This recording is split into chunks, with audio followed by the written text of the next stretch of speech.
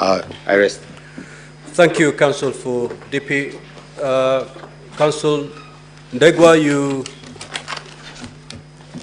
you have something to pick, or do we conclude it at that?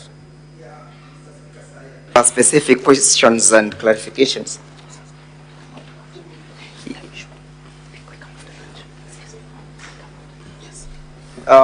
Noting at the mood of the House, perhaps I can indulge the House. I respond the same after lunchtime. No.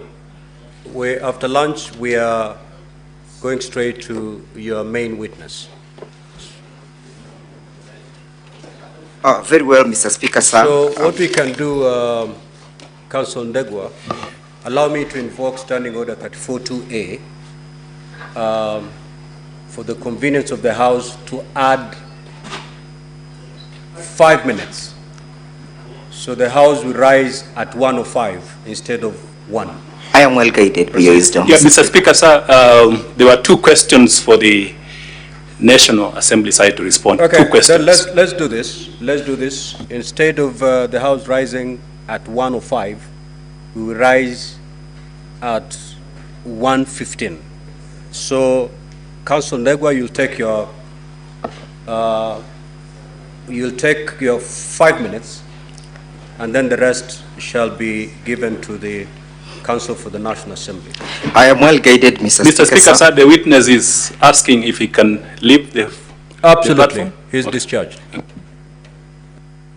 Thank you very kindly, Mr. Speaker, sir. I was asked to clarify by Senator Joyce Carrill why I am dealing with the report from the Senate and what am I driving at. The report to the Senate is intended to indicate that none of the participants in that tendering process ever benefited from that particular process. All the 17 companies, none of them benefited, and that as a result or as a consequence of the failure to proceed to the next levels, the country did not lose even a single cent. A question was put to me why I am looking at the submissions by various parties and not going to the observations and the recommendations by the Senate. And just like a skillful legal surgeon, I have been able to point out various findings, submissions. For example, the submissions finding themselves at page 222, paragraph 107 and 106, 107 and 109 find themselves at the recommendation, at the observation of the Senate at page 271. So there is serious correlation between my findings as submitted by various parties who appeared before the Senate and the observations made by the Senate. So I dealt largely on what the Senate found as opposed to what the Senate had during the proceedings. Number 2, Mr. Speaker, sir, clarification was sought as to why the bid failed, and although that will be dealt with at length, permit me to draw the attention of the Assembly to page 108 of the volume 3 of the Deputy President's Board of Documents. You'll find a letter from KEMSA dated the 5th May 2023, being a notification to Shobika Impex Private Limited.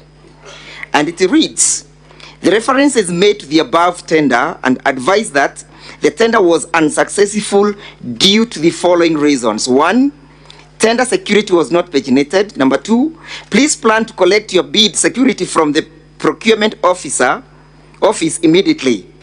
It may be of interest to note the date when this letter is being generated is the 5th of May. It will also be of interest to note when the alleged bullying and intimidation occurred.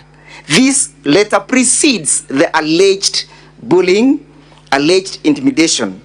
Number two, Mr. Speaker, sir, this letter is voluntarily being issued and being generated by KEMSA themselves at their own intuition, as opposed to being triggered by any external officer, in this case, the person of the Deputy President. In their own volition, KEMSA triggers and invites Shobika to come and collect their bids, and on witness, Mr. Speaker, sir, the witness confirmed that this is always the end of a failed bid. Finally, Mr. Speaker, sir, permit me to draw the attention of the Assembly to the matter in issue. That is at page 36 of the volume 1 of the impeachment motion. The matter in issue that is subject for interrogation, Mr. Speaker, 45 seconds. As I pen off, is not whether the tenders were responsive, whether the country lost any money, whether investigations were done, whether there was conflict of interest, whether there were gifts that accrued therefrom. The question in issue is, did the person of the Deputy President bully the officer? Was there evidence? So let us not lose ground or focus on the ground on the matter in issue, so that we focus and we put the train on rail. Thank you, Mr. Speaker, sir. Counsel for the National Assembly, take us to the rise of the House. Mr. Speaker, sir, how many minutes? 10? You have 9 minutes. Thank you, Mr. Speaker, sir. I am here to respond on behalf of the National Assembly on only 2 questions. Mr. Speaker, sir, listening to the Deputy President's side, I believe they have misunderstood the nature and context of ground number 11. And there was a question by the Senator whether we have substantiated ground number 11 on bullying.